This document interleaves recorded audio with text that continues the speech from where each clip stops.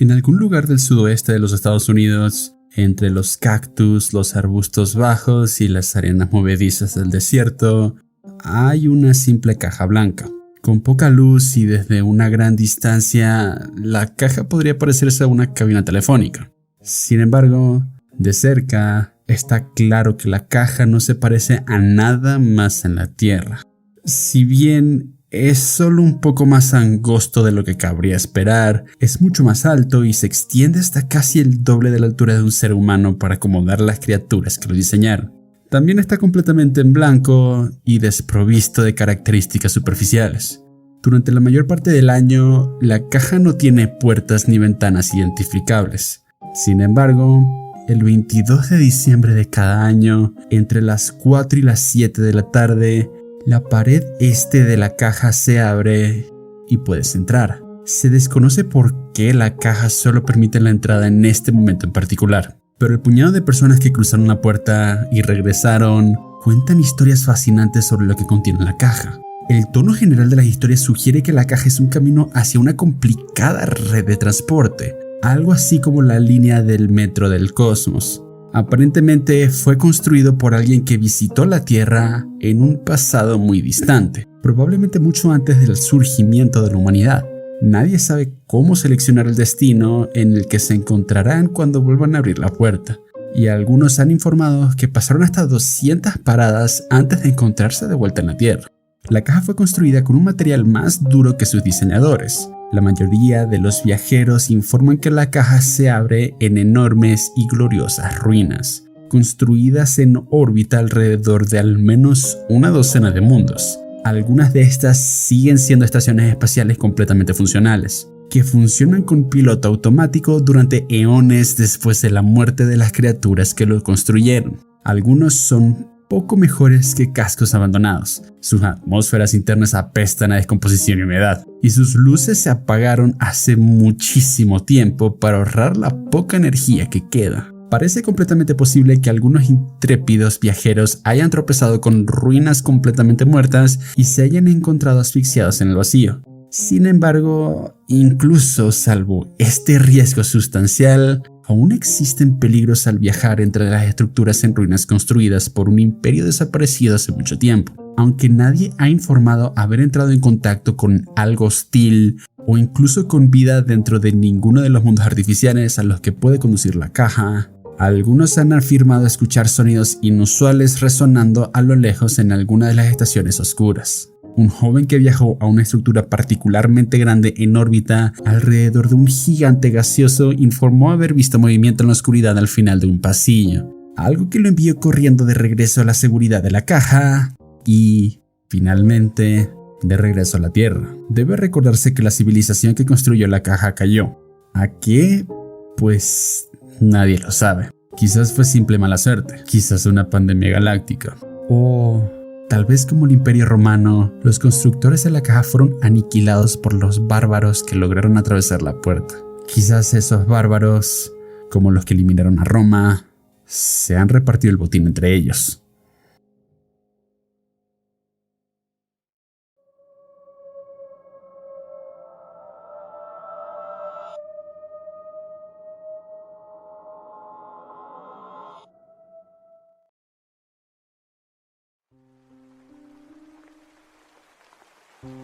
Un documento muy curioso fue encontrado en Kansas City la tarde del 23 de diciembre de 1910. El documento en cuestión trataba sobre una hoja de metal con curiosas propiedades. Había símbolos escritos en él y adentro había algo que podría identificarse como placas con varios signos que parecían formar un texto. El curioso artefacto fue enviado a un complejo militar, que ha sido investigado durante años, hasta que finalmente fue descifrado en 1994. Lo descubierto fue encubierto, pero se filtró a internet luego de un asalto de personas desconocidas que ingresaron al complejo a pesar de la alta seguridad, y robó el artefacto y la traducción del documento. La traducción formó el siguiente mensaje. El propósito de enviar este mensaje será claro hasta el final. Estamos seguros de que alguien lo traducirá y sembrará el pánico en lo que cree y despertará dudas en los escépticos. Esto es casi una nota. Un informativo. Ahora, empecemos por el principio de la historia. Nuestra historia comienza en una época remota. La sociedad realmente funciona. Las personas están conectadas todo el tiempo por una red que permite que cualquier persona en el mundo se comunique con usted en cuestión de milisegundos. La sociedad se rige por un sistema político diferente, basado en la ciencia y la razón. Las decisiones las toman ancianos más sabios que las principales áreas de la ciencia. Por así decirlo, actúan como ministros de un gobierno democrático y republicano, solo que su objetivo no es aplicar los impuestos que paga a la población, mucho menos crear leyes para mantener al país en el buen camino, es mejorar la calidad y seleccionar para la evolución. Según la teoría de la evolución, los seres vivos están sujetos a adaptarse a su entorno, y adquieren ciertas mutaciones que van unidas a su genética para asegurar su supervivencia. Lo que nos pasó fue debilitamiento, pérdida de masa corporal, deformidades, piel descolorida y calvicie. Todos parecían aberrantes. Los ancianos a menudo explicaban a la gente que esto sucedía debido a años de evolución tecnológica. La medicina y la tecnología tienen lo justo para favorecer a 14 los individuos que no sobrevivieron, desvalorizando otras ventajas genéticas. Por ejemplo, si su familia tiene una mayor resistencia contra un virus en particular, el gen que avanzará en la medicina para crear una vacuna para esta enfermedad es un agente. Este gen puede entonces quedar atrás y perderse en el tiempo. Por lo tanto, para recuperar los genes perdidos, los ancianos decidieron después de una gran reunión un plan final, podría funcionar. Crear una nueva raza, inteligente y genéticamente más fuerte, con los genes que perdimos, usamos sus células y códigos genéticos para aplicar a nuestra gente, fortaleciendo los resultados. Debe estar preguntándose, dado que la tecnología era tan avanzada, ¿por qué elegir un método más complicado en lugar de simplemente cambiar los genes cuando el individuo todavía está en el feto? Pues veis cómo la situación era desesperada, ya habíamos probado de todo, y la manipulación de genes era un tabú en nuestra sociedad. En los últimos intentos de cambiar los genes de algún ser tan radical, hecho en el futuro, este ser con genes manipulados para actuar de forma extraña y adoptar actitudes autodestructivas, cortarse las venas, quemarse, etc. Los científicos no pudieron explicar el porqué de estas reacciones, dejando solo la eliminación del libre albedrío de los individuos, convirtiéndolos en guardianes y trabajadores eficientes. Los que fueron creados tenían casi los mismos compuestos químicos de los seres de nuestro planeta. Estaban compuestos de carbono, hidrógeno, oxígeno, fósforo y nitrógeno. Y esta vez nos encargamos de tener todas las características genéticas que perdimos en el pasado. Empezamos poniendo una serie de grupos de estas criaturas en un sistema planetario artificial desarrollado por los mayores. Las condiciones eran favorables a la vida para el próspero desarrollo de la especie y podríamos haber estado observando de cerca su progreso. Los avances de la investigación fueron lentos, pero con resultados muy prometedores. Los seres artificiales pronto comenzaron a vivir juntos, pero todavía no lo suficientemente bien como para saltar a la etapa de recolección de genes. Aparentemente, hubo una pequeña mejora en su inteligencia, lo que demuestra que estaban evolucionando. Pasaron los años y llegó el momento de dar el paso tan esperado. Empezamos a recolectar algunos que estaban cerca del meridiano central del planeta. Debido a que tienen más fuerza física, parecían perfectos para la crianza de nuestra población. Se hicieron secciones para la mejora de los genes patrocinados por el gobierno para todos los ciudadanos. Parecía que la investigación finalmente estaba dando sus frutos. Sin embargo, encontramos un problema. La persona que recibía la mejora genética, aunque su físico se alteraba en pocos días, acababa heredando las mismas deficiencias de los trabajadores y guardias que se utilizaban y enloquecían, desanimaban y se autodestruían. Pero, su libre albedrío no fue eliminado. Ninguno de los involucrados en la investigación pudo explicar por qué sucedió esto. A medida que la raza continuó desarrollando inteligencia artificial y construyendo imperios en su sistema planetario, llamado guardería por algunos científicos, hubo pánico cuando se descubrió una nueva raza de reptiles a unos 200 años luz de donde se estableció nuestra raza. El problema fue el hecho de que son hostiles y militarmente más avanzados. Dominaron varias colonias, y se acercaban a la capital. Los ancianos tomaron una decisión final. Al ver que era casi inminente la esclavitud de las personas, ordenaron a una pequeña parte de la población a una cámara de hipersalto, enviándolos a una estrella en la constelación Centauro, no serían localizados. A pesar de la tragedia y la esclavitud de nuestro pueblo, la investigación continuó con las especies artificiales. Sobre todo, recuperar la fuerza de nuestra especie era una prioridad. Cada pocos años, enviamos equipos de científicos para investigar situaciones en el mundo. Para que nuestro imperio se viera amenazado, tuvimos que acelerar el proceso de evolución, enseñando un poco de lo que aprendimos a los seres artificiales: geometría, astronomía y matemáticas. Sin embargo, parecía haber sido una buena idea interferir con eso. Comenzaron a verse a nosotros mismos como dioses y, con ello, han tenido los comportamientos autodestructivos que compraron. Crearon armas y lucharon. La encuesta dio señales de ser un fracaso, hasta que uno de nuestros científicos, llamado Arcanum, vio una peculiaridad en las criaturas. Por su luz, Arcanum creía que la raza de los reptiles habría evolucionado de manera similar a la raza artificial.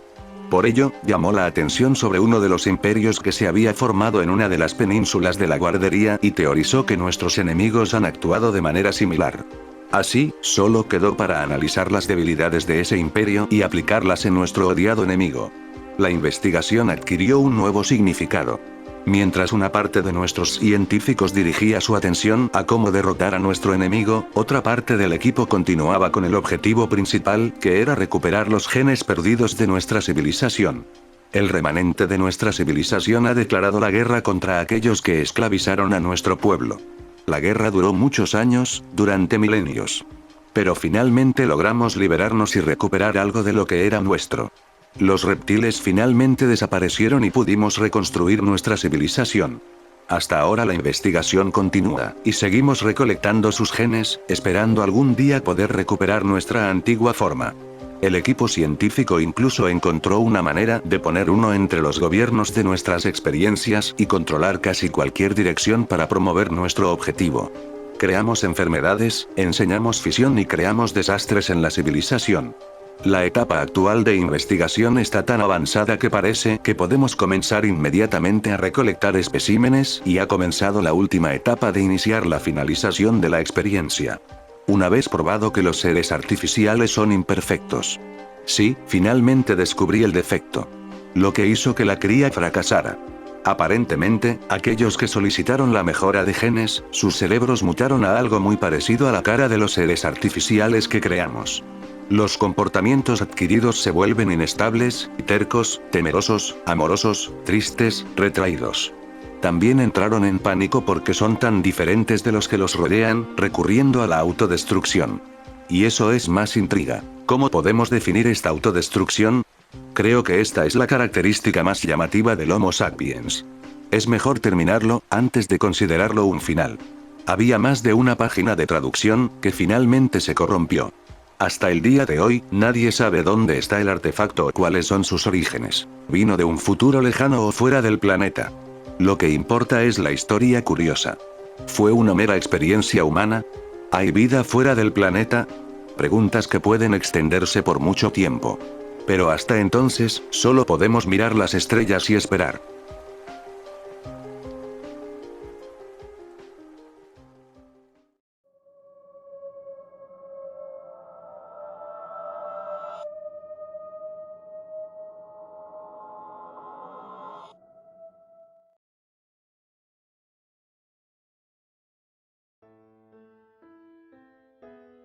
Hola.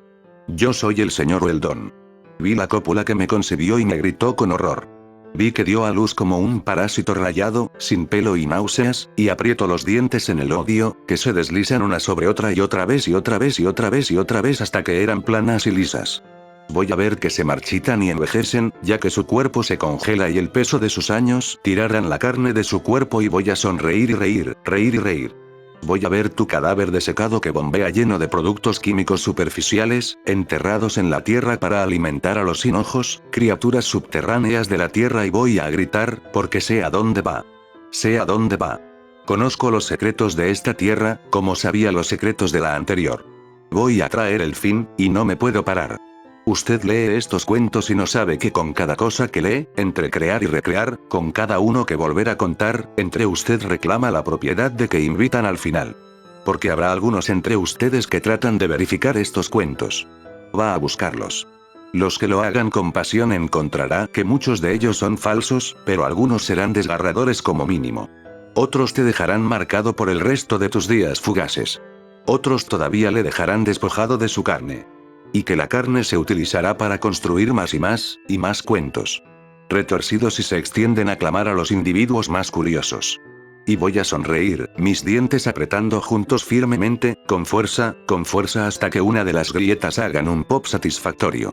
Mis ojos sin pestañear, viendo cómo todo caía en su lugar, de ancho y vacío, llorando y encogiéndose con deliciosa, la agonía prolongada. Estoy tan emocionado. Así como muy excitado. Mientras usted lee esto, algunos de ustedes están envalentonados. La parte enferma de ustedes que ansían para el fin susurra en su mente, por lo que quiere ver el horror, el dolor, la sangre, la muerte. ¿Quieres verlo? ¿Quieres ver lo que está oculto en la oscuridad, más allá de la vista, el olfato, el gusto, el oído y el tacto? Ven. Ven y mira. Yo te mostraré cosas tan maravillosas. En la oscuridad. Hola. No es lo que usted no puede ver en la oscuridad lo que teme. Parece que las masas han consolado a la declaración trivial: la gente teme a lo desconocido. La humanidad encuentra un extraño consuelo en esta norma. Si las personas temían de hecho lo desconocido, esta declaración sería similar a los ojos y el espíritu de bloqueo con ese horror en el alma desgarradora que acecha oculta en el fondo de la mente de cada ser humano. No lo es. Sí, tenemos miedo de la oscuridad por una razón. La razón no es lo que usted piensa que es. La temeridad del bárbaro. Hola. Muchos compañeros, en su sabiduría marcadamente menos que infinito, deciden probar su género y la orientación sexual por la búsqueda de un local rumoreado ser frecuentado con los eventos de lo sobrenatural. Lo que es un término odioso y paradójica, sobrenatural. ¿Cómo puede una cosa ser por encima de la naturaleza, cuando es de origen natural? Estoy divagando. Muchas de estas almas valientes que salieron en busca de las emociones nocturnas de lo desconocido, que encuentran que hay poco que temer, a pesar del sudor frío que sienten, y optan por tomar esta evidencia como la respuesta a si eso no lo sobrenatural existe en nuestra percepción compartida del mundo. ¡Qué tontos! De hecho, si uno se hace sí mismos demasiado, como un individuo puede encontrarse que él o ella nunca va a ver nada más allá de lo mundano. Son aquellos que abrazan el temor de que encuentre mucho más sorprendente la evidencia que apoya la posibilidad de que las entidades terrenales y energías más allá de nuestra comprensión actual. El miedo es algo más que una advertencia biológica a tan inminente peligro. Es un sentimiento, con poca diferencia de los 5, la mayoría de la gente está familiarizada con ello. Hacer caso omiso del miedo es cerrar los ojos ante tales 42 secretos que posee la belleza más allá de la imaginación de la mayoría de los mortales. Y así os imparto este consejo a aquellos que desean confirmar la existencia de lo sobrenatural. Exaltar a ti mismo en tu temor. Avivar su fuego y buscar la oscuridad. Usted verá cosas tan maravillosas. La sombra sola. De todas las cosas más maravillosas que se ven en este mundo, el mejor de ellos residía en la periferia del mundo, lo superficial, lo mundano, el valor, la duplicidad, miserable, horrible, repugnante, odiado, despreciable, repugnante, realidad insulsa que la humanidad se aferra al perdón. Pero, en las esquinas del ojo se metieron unas basuras de unas gemas desconocidas. Aquellos que revolotean formas humanas asignan inconscientemente a las normalidades fácilmente explicables, agradables del mundo social que nos acechan, dejándonos con un vago temor que pide nuestros ojos para cerrar también cuando las luces se ponen abajo para descansar una noche y no abrir de nuevo hasta que la luz tranquilizadora de la mañana disipa las posibilidades de la oscuridad. ¡Qué desperdicio! ¡Qué ridiculez! Abre los ojos y utiliza las capacidades maravillosas de este fantástico órgano. Como usted va sobre sus rituales higiénicos nocturnos, te sugiero que prestes atención indirecta al frío y negro de los pasillos esperando fuera de la puerta. Espere a que la cosa inevitable, fuera de lugar con la tranquilidad característica de la noche, rápidamente pasando por a destinos desconocidos. Pero no reconocerlo. No lo hagas. No lo hagas. No lo hagas. Algunas cosas son mejor vistas, pero no solo interactúan con otras maneras. Para ver lo que se cree no se ve, la conciencia viene con la más grave de las consecuencias. Oh, sí. Así de severa. No se comporta. Mire, pero no toque. O hable. O pruebe. Solo entonces, tal vez, quieres oír. Débilmente en la primera ocasión, pero en todas las ocasiones a partir de entonces imposible de ignorar. Incluso en su forma actual, ahora tan claramente, mirando de reojo a usted de las esquinas más oscuras de su seguro, la mayoría de los paraísos sagrados, no reconocen su presencia. Estar contento de observar. Sí. Contento. Tal contentamiento es la única barrera contra sus depredaciones.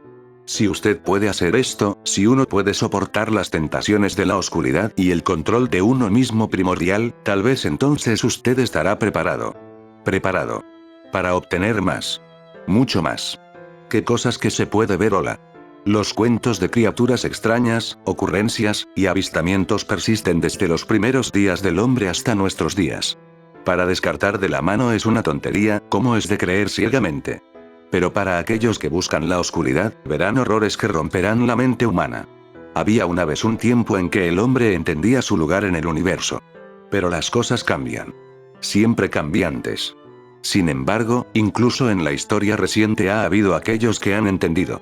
Sin embargo, la visión que sabía de tales individuos se volvió para examinar la mundanidad de la naturaleza en lugar de sus cualidades inexplicables. ¡Qué desperdicio! La mayor parte no entiende, nunca entenderá. Solo hay miedo y la negación ciega.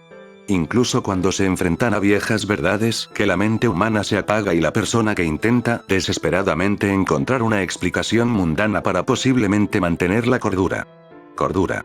Una criatura totalmente forjada de la comparación y de la sociedad sin valor. Solo aquellos lo suficientemente audaces para buscar en la oscuridad, ciegos y sin sentido, verán las viejas verdades. Usted verá, y entenderás tu lugar. Usted va a experimentar sentimientos tan poderosos y variados que usted no será capaz de asignar palabras para describir la experiencia. Y entonces todo terminará. Buen entretenimiento. Hola. ¿Puede uno ser divertido y disgustado al mismo tiempo? Parece que sí. La humanidad me da asco por su riña constante de pequeños pedazos de papel, los conflictos jerárquicos para poder que solo existe en la imaginación de las personas involucradas, y el uso sin sentido de la vida a fin de mantener más que un ínfimo nivel de confort. Estoy asqueado. Y, sin embargo, también estoy entretenido. Es como ver una broma cruel desarrollándose. Me siento, esperando que uno de vosotros ascienda a mayores poderes que sabe que la mayor parte de la humanidad quiere, pero muy que pocos están dispuestos a aspirar. Tan lleno de sí mismos, así que seguro que usted ya conoce el funcionamiento del universo. Ustedes roban el mayor de los misterios. No puedo esperar. No puedo esperar. No puedo esperar para verlo todo terminar. No puedo esperar para verte gritar y sufrir. Un magnífico estruendo de la carne que se extrae del hueso, que se hace a continuación, a bailar a los caprichos de la destrucción más horrible, la parte sensible del universo que ha sido testigo. Será un maravilloso sabor de venganza por haber sido sometido a su monotonía. Sin embargo, todavía anhelo, incluso entre vosotros, para que alcance los ojos con los que ven todo el cosmos. Pero también yo anhelo arrancar sus órganos de sus posiciones de funcionamiento seguro solo para saborear la expresión de dolor y terror en sus rostros. Me pregunto si alguna vez voy a ser tan dividido. Me pregunto lo que voy a hacer cuando esas divisiones cesan. No puedo esperar.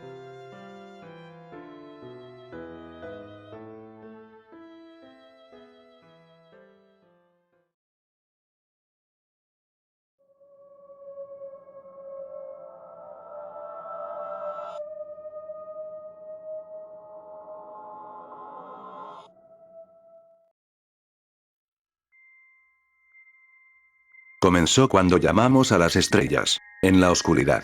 Nos sentimos tan pequeños, cayendo a través de un vasto vacío mientras nos aferramos a la piel del mundo, y sin una sola razón. Teníamos curiosidad, sí, pero al final creo que estábamos terriblemente asustados. Y éramos jóvenes, muy jóvenes. Éramos niños y, como un niño solitario y perdido, hicimos lo único que se nos ocurrió para detenerlo. Hicimos lo que pensamos que teníamos que hacer para que el universo tuviera sentido. Pedimos ayuda. Durante años escaneamos el cielo en busca de una señal. Enviamos señales a las estrellas en la oscuridad más allá. ¿Estamos solos? Pero los cielos estaban tranquilos. Siempre tan callado, dejándonos a nosotros mismos. Pero el llanto de los niños nunca cesa, y nosotros tampoco. Enviamos llamadas a todos los rincones del espacio durante década tras década. Nos negamos a creer que no había nadie ahí fuera. Tenían que haber algo. Sin embargo, por alguna razón desconocida, nunca nos respondieron. Todo el mundo recuerda cuando eso cambió. Creen que respondió al mensaje de Arecibo de 1974. La respuesta al mensaje de Arecibo se recibió hace casi 3 meses, en 2 partes separadas. La primera parte del mensaje se recibió en el Radio Observatorio de Arcreek en California. La matriz de telescopios Allen captó lo que parecía una interferencia estática que continuó durante más de 1 hora. Consistía en chirridos y zumbidos ininteligibles que continuaron sin pausa durante toda la hora. Nunca se descubrió el significado de este mensaje, si es que lo tenía. Lo único que sabíamos era que el origen de la señal venía de algún lugar de la constelación de Hércules, cerca de Messier 13. Tan pronto como cesó la señal, comenzó el verdadero mensaje. Hicimos contacto ese día y nos hicieron una pregunta. ¿Quién está ahí? No llegó a través de las radios, sino como una voz. Una voz, dentro de todas nuestras cabezas, nos hizo la pregunta a todos. Lo escuché. Mi esposa lo escuchó. Los jóvenes lo escucharon y los viejos lo escucharon. Hasta los sordos lo oyeron. Todos, en todas partes, escucharon esta voz susurrar esa pregunta en sus cabezas, en todos los idiomas de la tierra. Lo recuerdo casi con demasiada claridad. Preguntó con esa voz familiar pero indescriptible que siempre está presente en mi mente. Era como si uno de mis propios pensamientos se hubiera vuelto rebelde y hubiera decidido hablarme directamente. El mundo pareció detenerse mientras todos escuchaban lo que venía después. ¿De dónde son? La pregunta pesada pareció permanecer en nuestras mentes durante horas después, y luego durante días, y luego durante semanas. Ese día lo cambió todo. Estaban los que dudaban desde el principio, y los santos que afirmaban que Dios nos había hablado a todos nosotros y que el momento de arrepentirnos era ahora. Hubo quienes afirmaron que no habían oído nada, y quienes afirmaron que los extraterrestres les habían dado sus propios mensajes secretos. Y, por supuesto, hubo quienes verdaderamente creyeron que habíamos sido contactados por primera vez por una raza extraterrestre como nosotros. Una listo para comunicarse. Lista para sacarnos de la oscuridad. Estuvimos equivocados.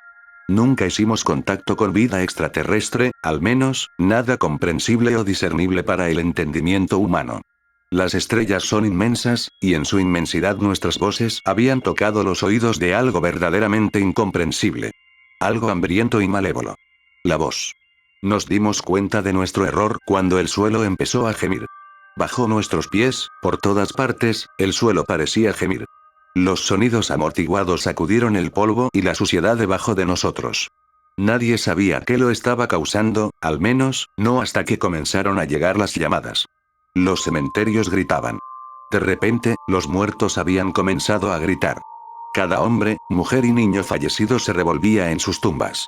Todos los animales también lo hicieron. Cada perro, cada gato, todo lo que alguna vez había caminado sobre esta tierra. Los gritos de las antiguas ballenas sacudieron los mares, y el estridente chillido de los pájaros resonó en los bosques. Los ataúdes temblaron y las moríes aullaron. Las voces se detuvieron juntas, en un instante dejando al mundo en un silencio amplificado. En su ausencia, un nuevo sonido llenó el aire. La voz volvió. Yo los oigo. Llegó como un susurro desde atrás. Una presencia ominosa, pero extrañamente juguetona, que se sentía tan cerca, pero que en verdad estaba tan lejos.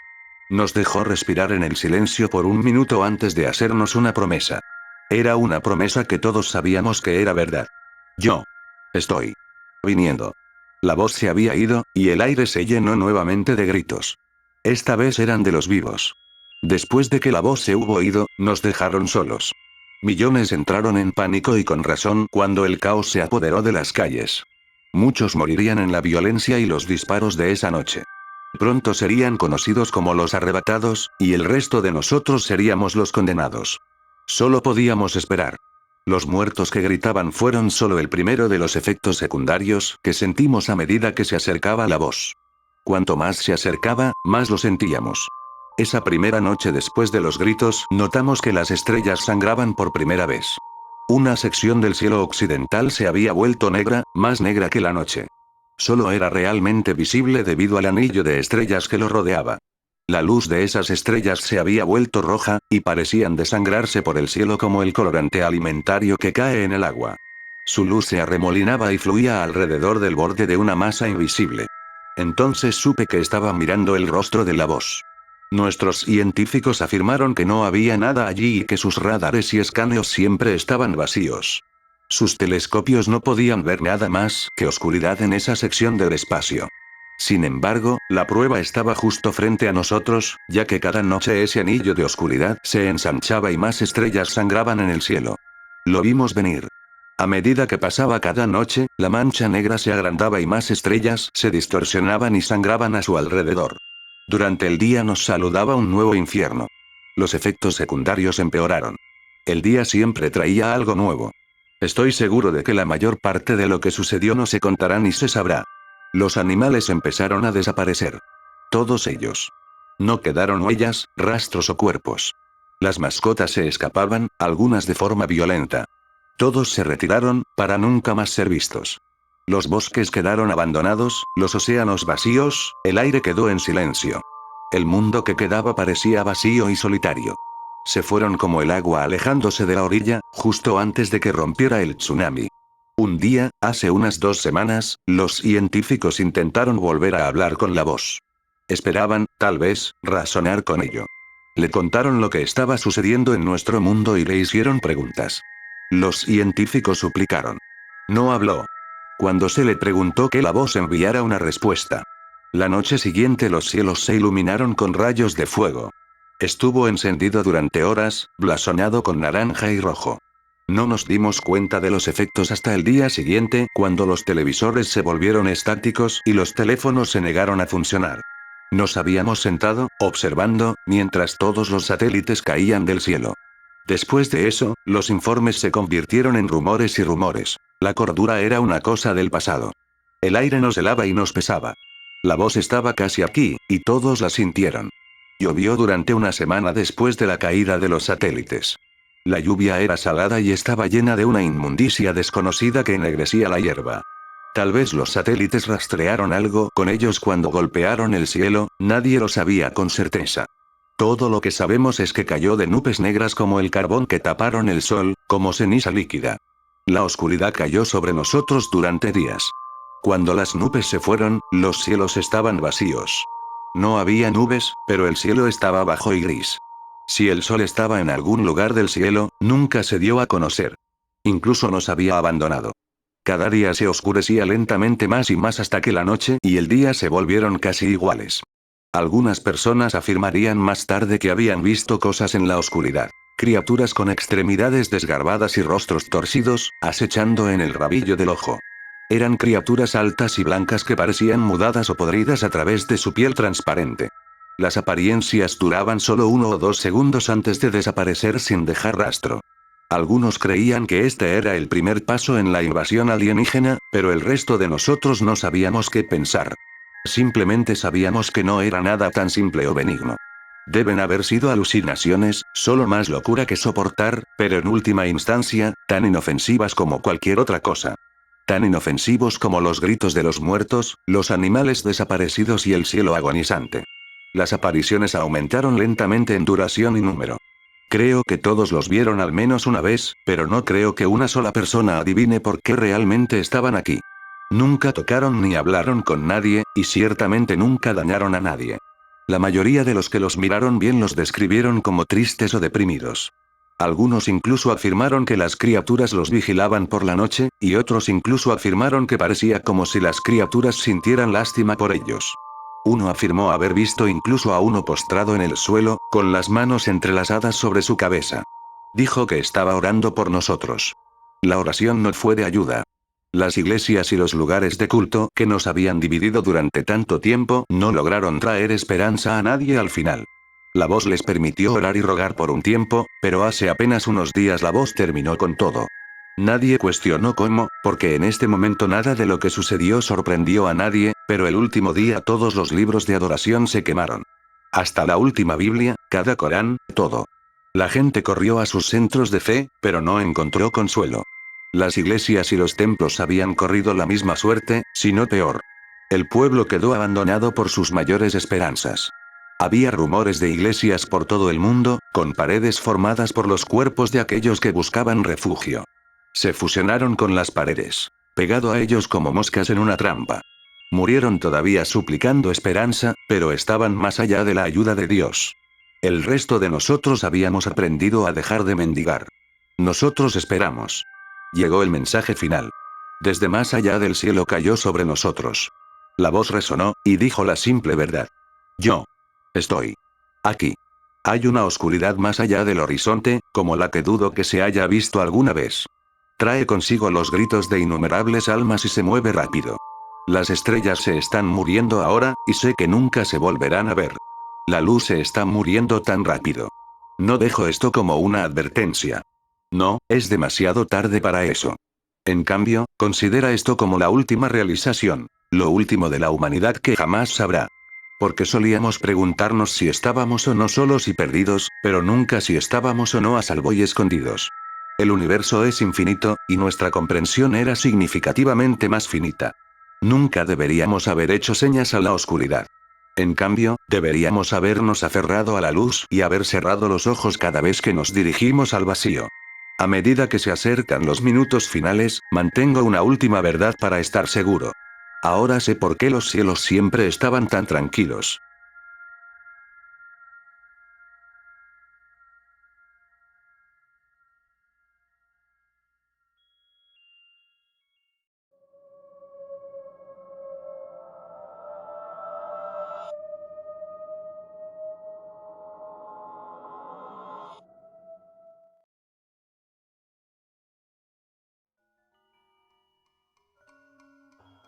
Desde muy temprana infancia, siempre he mantenido una fascinación por el Área 51. Ahora, debo dejar en claro que no soy una especie de lunático de conspiración engañado, aunque las especulaciones salvajes sobre sus actividades me han cautivado igualmente desde que era muy joven, y alimentaron varios de mis intentos de obras cortas de ciencia ficción. Yo simplemente encuentre fascinante la noción de que hay lugares en el mundo que los poderes fácticos parecen tan desesperados por mantener ocultos, y ha sido un pasatiempo amateur durante mucho tiempo tratar de descubrir algo de la verdad que lo rodea. Ciertamente era más una obsesión en mis años de juventud que ahora. Sin embargo, a medida que me moví gradualmente en el campo del periodismo, descubrí que no era un tema que tuviera mucha credibilidad en el mundo de la escritura profesional. La mayoría de los editores se burlarían de las sugerencias de escribir un artículo sobre él, incluso si fuera meramente especulativo, reservando ese tipo de informes para la temporada tonta o las semanas de noticias lentas. Eventualmente decidí que sería interesante escribir un artículo para beneficio personal, detallando y criticando algunas de las teorías que rodean a la infame base aérea. Hice un llamado en mi blog para que la gente me ayudara a encontrar algunas de las teorías más extravagantes, en parte por pereza, pero también porque pensé que habría un alcance más amplio de rarezas si preguntaba a fuentes externas. Lamentablemente, no recibí respuestas para esta solicitud. Sin embargo, recibí un contacto solitario y anónimo. El contacto en cuestión era un caballero que afirmó haber trabajado en la base desde mediados hasta finales de los 90. Por su privacidad, y, potencialmente, su libertad, omitiré su nombre, edad, etc. se acercó a mí con mucha cautela. Y por escrito, aparentemente tratando de evitar cualquier vigilancia electrónica que sus antiguos empleadores puedan mantener sobre él, aunque porque supuso que cualquiera que observara su comportamiento no monitorear su publicación también estaba más allá de mí. La correspondencia, y el nivel no especificado de seguridad y observación que afirmaba tener sobre él, me hizo desconfiar de él al principio, pero me presentó algunos fragmentos de información muy interesantes sobre su ocupación anterior, y finalmente logré negociar una reunión con él. A él. Naturalmente, estaba muy emocionado de hablar con este caballero. Nos reunimos públicamente, eligiendo un lugar abierto y concurrido. Incluso antes de que hablara, noté que sus gestos eran nerviosos y asustadizos, y su rostro demacrado parecía sugerir un adicto de una forma u otra. Dijo rotundamente que había algunos detalles, como nombres de antiguos compañeros o personas a cargo, que se negaría rotundamente a revelar, independientemente de las veces que le preguntara, ya que sus problemas eran consigo mismo y las cosas con las que se encontraba en la base, y no con el personal con el que solía trabajar. A pesar de sus circunstancias actuales, afirmó tener un profundo respeto por muchos de sus compañeros y colegas, y arriesgar sus carreras no era algo que estuviera dispuesto a hacer. Sin embargo, sintió que lo que encontró era algo de lo que necesitaba hablar, después de haber tenido más de 10 años de reflexión sobre ello y el gran impacto potencial que aún puede tener. Estuve muy cerca de informarle que, si publicaba sus afirmaciones y de alguna manera eran tomadas en serio por una gran cantidad de personas, la carrera de su ex colega podría correr peligro de todos modos. Debo admitir que me abstuve de decirle esto. Por egoísta que parezca, su manierismo de siervo en los faros delanteros me hizo desconfiar y no quería asustarlo. Aunque me decepcionó que no pudiera obtener más pistas o posibles entrevistados de él, acepté sus condiciones. Comencé preguntando sobre algo de su historia. Si bien me dijo que no era un experto en su pasado, me contó algunos de los hechos más conocidos entre el personal de la base. El Área 51, me dijo, entró en funcionamiento en la última parte de la Segunda Guerra Mundial. No me dio fechas específicas, lo cual fue un poco frustrante, y era considerablemente más pequeño de lo que es ahora. Originalmente, su propósito era diseñar y probar armas experimentales, tecnologías de reconocimiento y aeronaves, pero a menudo se la consideraba entre los niveles superiores de poder de la Fuerza Aérea estadounidense como una de las bases menos importantes, enfocando sus defensas, y su dinero, en sus instalaciones más grandes y productivas. Si bien tenía vínculos con algunos de los componentes de tecnologías importantes, incluidos algunos diseños que luego se utilizarían en el avión sigiloso, no fue particularmente influyente en el campo de la investigación y el desarrollo y, sorprendentemente, enfrentó el cierre en un punto. Alrededor de 1949, debido a la caída de los estándares y al uso ineficiente de los fondos.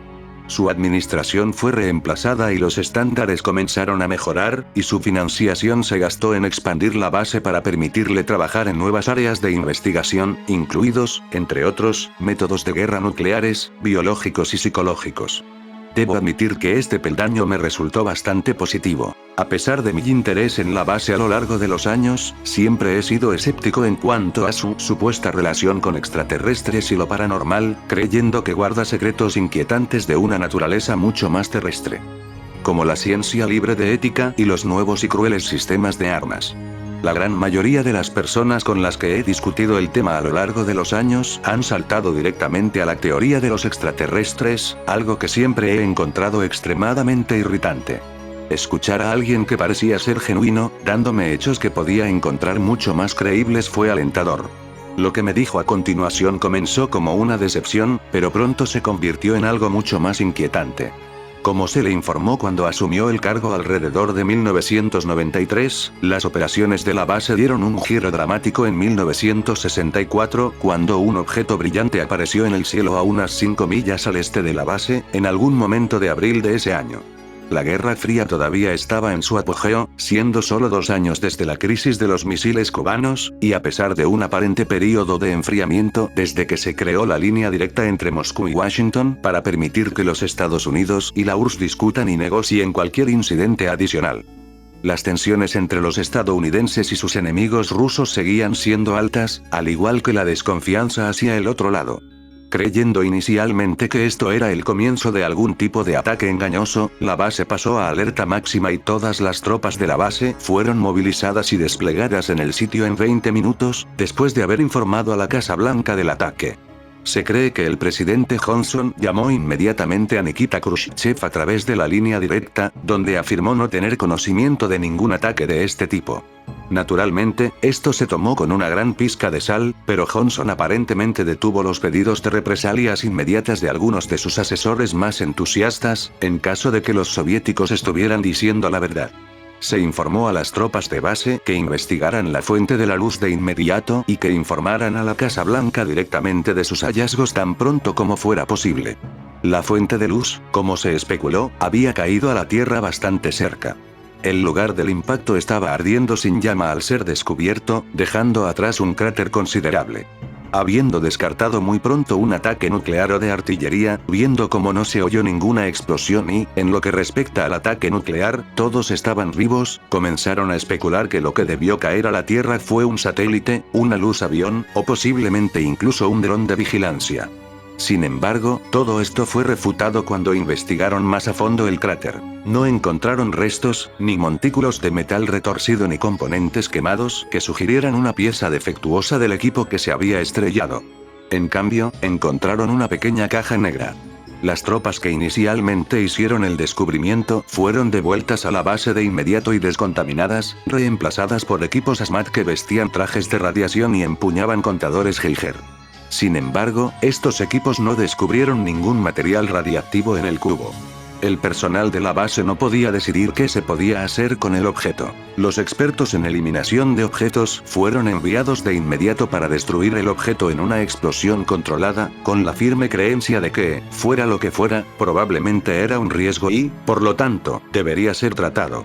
Cuando el objeto no pudo ser destruido utilizando una variedad de métodos de eliminación, incluidos explosivos, fuego y ácido, todos los involucrados quedaron desconcertados. Las tropas incluso recibieron instrucciones de disparar al objeto a voluntad, pero el objeto no mostró signos de ni un rasguño. De mala gana, la Casa Blanca informó al comando de la base que retirara el objeto para una mayor investigación en la base. Se despejó un área de alta seguridad, en la que la caja se mantuvo debajo de una lona impermeable temporal hasta que se pudiera crear una ubicación más permanente y segura para ella, vigilada durante 3 días por guardias armados. En ese momento, se construyó un búnker de hormigón reforzado con plomo y el objeto se trasladó al interior. La caja recibió observaciones y experimentos casi constantemente, desde observar su respuesta a una corriente eléctrica hasta su respuesta a los rayos gamma, pero siempre permaneció completamente intacta. Finalmente, a medida que pasaban los años, los investigadores del sitio creían firmemente que la caja era completamente indestructible y, en cambio, comenzaron a observar a diario, en caso de que mostrara algún cambio, con experimentos regulares para intentar determinar su composición. Los beneficios potenciales eran, obviamente, incalculables. Un material que no podía ser destruido por ningún arma conocida por el hombre. Naturalmente, se mantuvo herméticamente bajo llave. Los sistemas de seguridad empleados en esa habitación, según mi contacto, hacen que Fort Knox parezca una puerta abierta. Sin embargo, a pesar del interés incesante en la caja mostrado por la gran mayoría de los militares estadounidenses, no parecía estar dispuesto a revelar sus secretos en el corto plazo. Se desarrolló una rutina diaria de observación y teoría que se mantuvo durante casi 30 años. Es aquí donde entró mi contacto. En 1993, tenía la cara fresca y estaba cerca de recibir un título en física de partículas, en ese momento vivía en Chicago. Fue en esa época cuando se le acercaron funcionarios del gobierno que se habían interesado en su potencial y que se acercaron a él con una oferta de trabajo que, según ellos, aprovecharía sus talentos. Este trabajo fue en el Área 51. Lo obligaron a firmar un pacto secreto y pronto se mudó a Nevada. El trabajo en sí ofrecía mucho menos de lo que originalmente percibió. Estaba en la base en la capacidad de poco más que un asistente de laboratorio glorificado, ayudando a los investigadores más experimentados con sus experimentos. Dicho esto, la paga era muy buena y tenía espacio para progresar en su carrera, por lo que estaba, en su mayor parte, contento. Encontró la caja por primera vez después de 2 semanas en la base, después de un entrenamiento inicial y una orientación general para el trabajo. Se le había informado repetidamente durante este periodo introductorio de 2 semanas y sus supuestas propiedades, pero encontrarlo fue más de lo que esperaba. Las lecturas que emitía eran suficientes para que la gran mayoría del personal se sintiera incómodo, aunque emitía pequeñas cantidades de calor y ocasionalmente señales eléctricas de bajo nivel, no tenía masa. Esto era a la vez desconcertante e inquietante, ya que, a todos los efectos, no era posible. Y, sin embargo, la caja estaba allí. Esta imposibilidad lo hacía aún más preocupante. Mi contacto lo describió como algo que se sentía imposible. La caja se veía y aparecía de alguna manera como si no debería estar allí, aunque no pudo resumir por qué. Había recibido una formación e información considerables sobre las sensaciones desagradables que desprendía la caja, y todo el personal tenía al menos una historia sobre cómo la caja les había hecho sentir incómodos o los había perturbado de algún modo. También hubo varios informes de que la caja tenía un efecto profundo en los equipos eléctricos si se acercaban a ella, limpiando las computadoras portátiles sin información, quemando las baterías de los teléfonos móviles e incluso rompiendo las bombillas de las linternas. La computadora portátil de mi contacto fue borrada de datos en 1996, mientras ejecutaba una rutina de observación básica. Sin embargo, su otro encuentro memorable con la caja finalmente se convertiría en tradición en la base y lo llevaría al estado en el que se encontraba hoy. Una mañana de agosto de 1998, mientras realizaba un diagnóstico del objeto, mi contacto describió una sensación de ansiedad inusualmente alta en la habitación, que creía que emanaba de la caja. Describió una sensación de tensión, inquietud y pánico, como si se sintiera amenazado por su presencia. Esto era inusual para él, ya que durante su carrera en la base, se había acostumbrado a los efectos inusuales que la caja tenía en las personas. En esta mañana, fue peor de lo que jamás había recordado. A pesar de esto, se las arregló para concentrarse en el diagnóstico, en la reflexión, afirmó, deseaba no haberlo hecho. Por primera vez en casi 35 años, la caja tenía masa. Su lectura se salió de la escala: potencia eléctrica, calor, masa, energía, todo yendo a grados antinaturales. En este punto, la computadora portátil se corrompió y la pantalla murió. Más tarde se revelaría que el disco duro había sido completamente destruido. Mirando hacia la caja, notó otro cambio: se había abierto. Mi contacto en este punto fue vago e increíblemente retraído. Describió poco, mirando a la distancia media, pero lo que dijo me hizo sentir profundamente incómodo. Con una voz diminuta, una voz que fácilmente podría haber confundido con la de un niño, me dijo: había solo un vacío. No es nada. Sin sonido, sin sentimiento, sin luz. No hay tiempo. No es nada.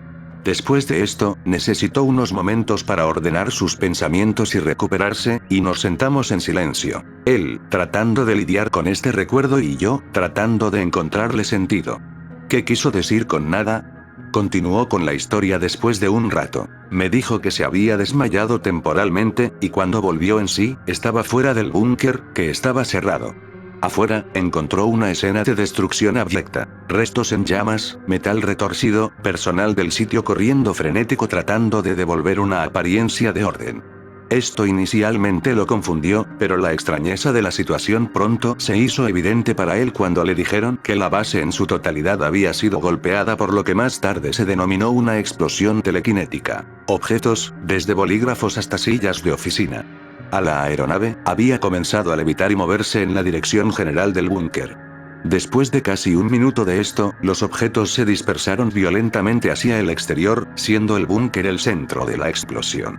14 personas murieron por los escombros y varias más resultaron heridas.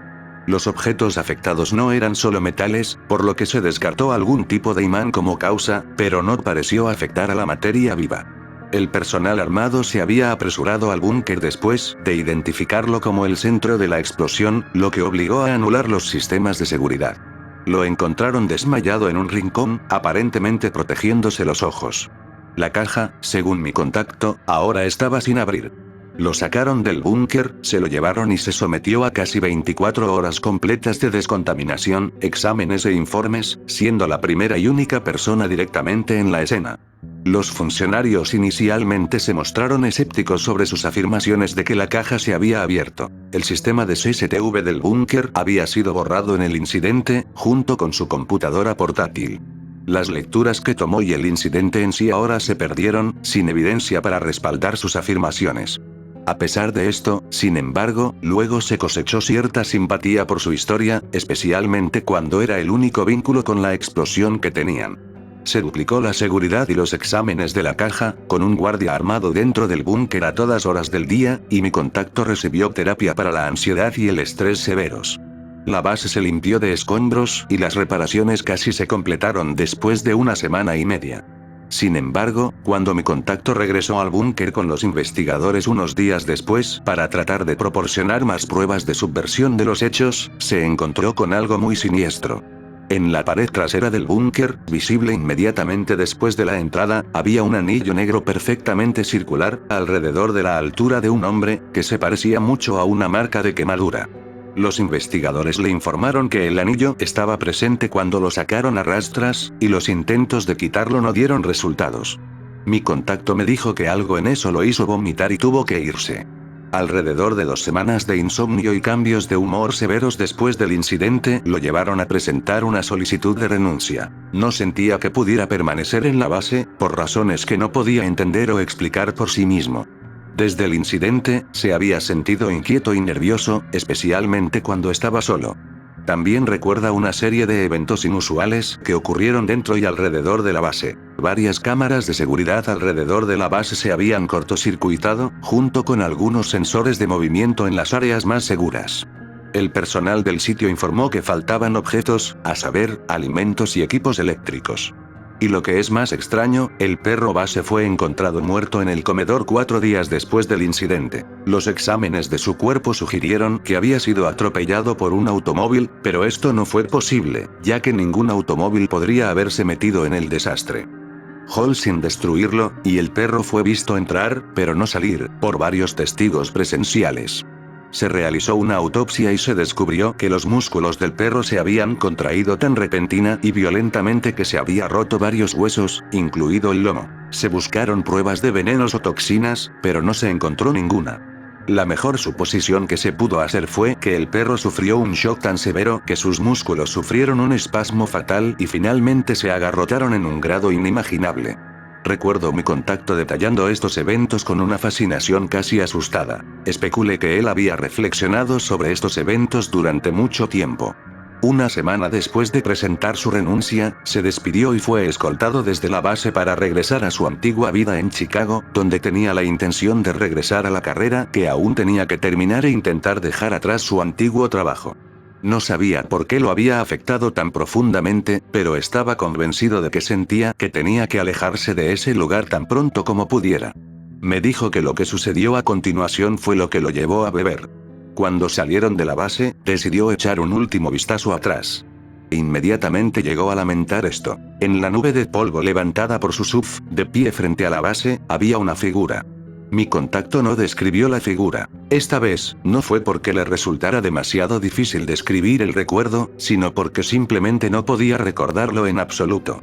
Se desmayó casi inmediatamente después de verlo, y su recuerdo de su apariencia es prácticamente inexistente. Dijo que todo lo que puede recordar es la sensación de pavor y terror más abrumadora que jamás haya experimentado en su vida.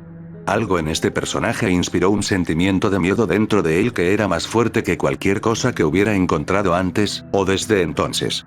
El conductor de la camioneta lo revivió, pero no les informó de lo que había visto. Y, sin embargo, todavía lo perseguía. Algo en este recuerdo de alguna manera eclipsó la experiencia en el búnker, y la sensación de horror al pensar en eso se quedó con él desde ese momento en adelante. Eventualmente, se dio a la bebida para tratar de librarse de esta interminable sensación de malestar, pero su ayuda ha sido limitada. Después de que me dijo esto, nos fuimos por caminos separados, ya que me preguntó si podíamos detenernos ya que no tenía nada más que ofrecer sobre el tema y se sentía bastante infeliz nuevamente, así que regresé a mi habitación de hotel para escribir sus reclamos. No he sabido nada de él desde entonces. Ahora, debo aclarar aquí que él no me dijo nada acerca de ser perseguido o seguido por esta figura, no estaba siendo acechado por una entidad al estilo Slenderman que jugaba con su mente y lo seguía a donde quiera que fuera. Antes de irse, me dijo que nunca más lo volvería a ver. Solo el sentimiento, el recuerdo de ese terror, se quedó atrás. Lo cual, como se me hizo evidente durante nuestra entrevista, no fue menos cicatrizante. No le diré directamente que las afirmaciones de mi contacto son la verdad del Evangelio. Todavía tengo mis dudas sobre lo que me dijo y si había algo de verdad en ello. Lo que no dudo, sin embargo, es que vio algo en algún momento de su pasado que dejó unas cicatrices muy profundas en su mente. Sería un argumento válido de tu parte como lector decir que podría haber estado actuando, pero reconozco la sinceridad cuando la veo, y vi a un individuo sinceramente traumatizado. Por estas razones, no puedo evitar el pensamiento persistente de que había algo genuino en lo que dijo, y que realmente hay algo así de siniestro en la base. Este cambio de opinión también me ha llevado a reevaluar el propósito de este artículo. Mi intención original era que fuera una pieza puramente especulativa, evaluando e investigando algunas de las afirmaciones sobre la razón de ser de la base. Sin embargo, desde que recibí noticias de mi contacto, la naturaleza de este artículo ha cambiado a evidencia potencial real de actividad alienígena en la Tierra, y la participación del Área 51 en ella, y en el proceso, también mi postura sobre su publicación. Tal vez estoy simplemente siendo paranoico, pero es un nivel de paranoia profesional que me gusta pensar que podría mantenerme fuera de la custodia federal si en realidad hay algo de verdad en lo que me dijo. Que los espías de la CIA llamen a la puerta no es un riesgo que me gustaría correr, ni siquiera por el bien de la integridad periodística. Tal vez esto sea solo una cautela innecesaria, pero prefiero ser cauteloso que hacer alarde del peligro innecesariamente. Entonces, a menos que surja una oportunidad adecuada para publicar esto, donde el sentido del deber de mostrarlo al público anule el riesgo de una reprimenda oficial, me sentaré en para el escrutinio personal y la especulación.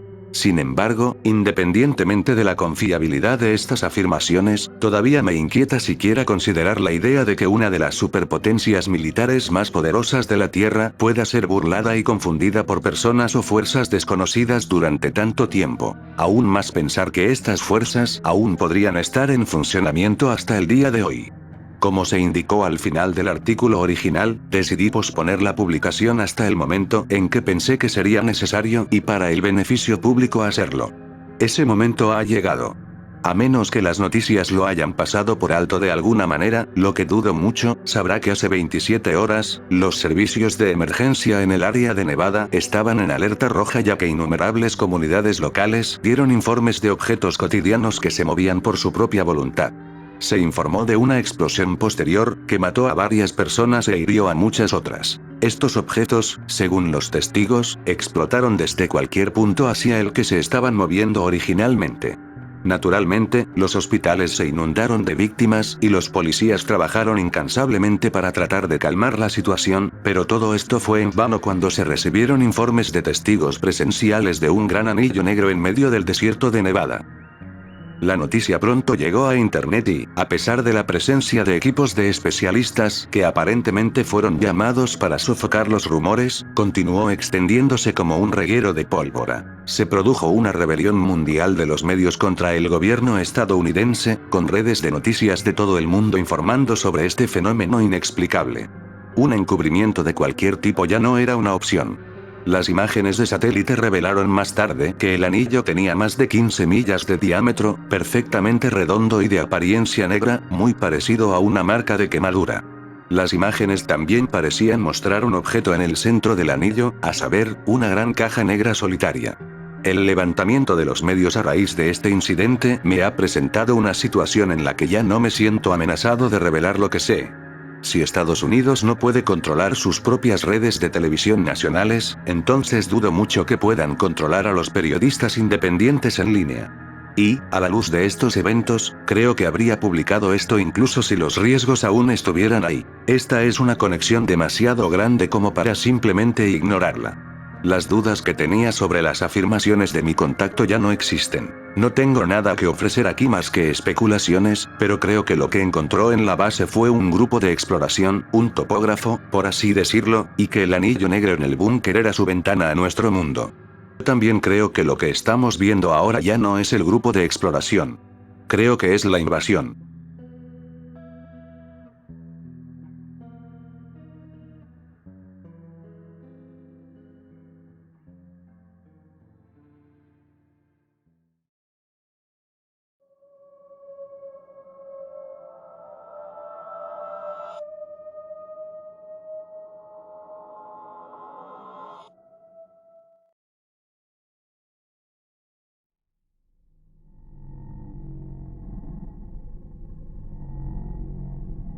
Europa es una de las muchas lunas de Júpiter.